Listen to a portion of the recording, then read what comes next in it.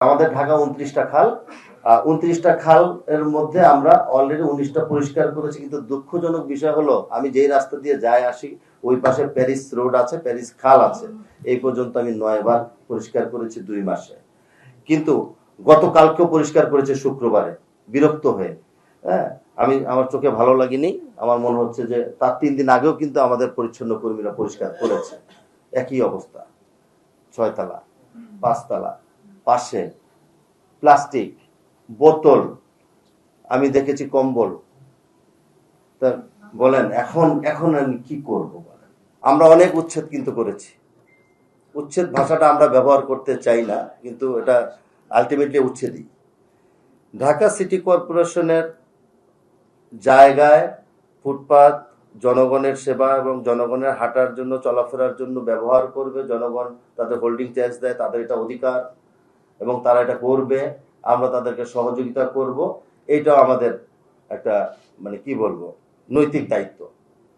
কিন্তু দীর্ঘ এই ফুটপাত কি আজকেই হয়েছে? ফুটপাত তো সেই আজকে 25-30 বছর আগের থেকে ফুটপাত। হয়তোবা জনসংখ্যা বেড়েছে, মানুষের সাথে সাথে দোকানপাট, ফুটপাতের সংখ্যা আগে 200 ছিল, এখন 2000 হয়ে গেছে। সংখ্যা বাড়ছে দিনে দিনে। তা আমরা ফুটপাত নিয়ে কাজ করছি। অনেকগুলো উচ্ছেদ অভিযান হয়েছে। অবৈধ স্থাপনা যেখানে আছে, বক্ষবিধি হসপিটালের সামনে, ক্যান্সার হসপিটালের সামনে একটা অ্যাম্বুলেন্স ঢুকতে পারে না।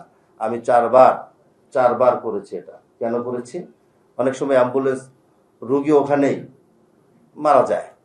1 ঘন্টা যদি লাগে মাত্র 100 গজ বা 200 গজের রাস্তা দিয়ে যেতে, সেক্ষেত্রে তো এটাকে করতেই হবে। আমি 4বার করেছি। 4বার করার পরে দুই দিন পর আবার সে কেন হয়? সবাইকে একটু সচেতন হতে হবে। প্রায় 2000-এর অধিক হকার নিয়ে আমি নিজে এটা জনসভার মতো করেছি 10 নম্বরে, এটা মাঠের ভিতরে। আপনারা অনেকে হয়তো বা দেখতেও পারে। আমরা কিছু কিছু জায়গায়, 6টি জায়গায় পাইলট বেসেছে। আমরা 6টা মাঠ থেকে করেছি, খোলা মাঠ। সেখানে তাদেরকে রেজিস্ট্রেশন নাম্বার দিব এবং কিউআর কোড সহ, যাতে করে ওই রেজিস্ট্রেশন নাম্বার, তার নামটা অন্য কেউ নকল করে না নিতে পারে। এবং তাদেরকে ওই যে স্থায়ী চকি থাকবে না, কন্ডিশন সেটা হলো ট্রলি থাকতে হবে। সেটা যে আঙ্গিকেই হোক, আমরা একটা ডিজাইন করে দিব বলেছি। হ্যাঁ, তো সেটা নিয়ে আসবে, আবার বাসায় নিয়ে চলে যেতে হবে। অর্থাৎ ওই জায়গায় রাখতে পারবে না, এই কন্ডিশন। এবং তাদের একটা আইডি কার্ড দিব। ছোট্ট সাধারণ তাদের একটা ফি দিতে হবে, যেটা দিয়ে সিটি কর্পোরেশন ওই জায়গাগুলো পরিষ্কার করবে, তাদেরকে মেনটেন করবে। এর জন্য ফগিং মেশিন আসলে মশা মরে না।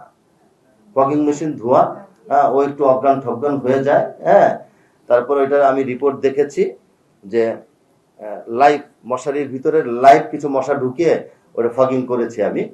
স্বাস্থ্য প্রতিমন্ত্রী ছিলেন আমার সাথে এবং আমার স্বাস্থ্য প্রধান কর্মকর্তা সিটি কর্পোরেশনের। তো ফগিং করার পরে মশা দেখি মশার মতো আছে। আমি জিজ্ঞাসা করলাম, ওরকম করে কেন? হ্যাঁ, বলে স্যার এটা তো 12 ঘন্টা পর ও অজ্ঞান হয়েছে কিনা বোঝা যাবে। হ্যাঁ, আর ও মারা গেছে কিনা এটা 24 ঘন্টা পর নাকি বোঝা যাবে। এই হইলো অবস্থা। এটার একটা কারণ আছে, সেটা হলো এমন কোনো ওষুধ ব্যবহার করা যাবে না যেটা মানব দেহের জন্য ক্ষতিকারক।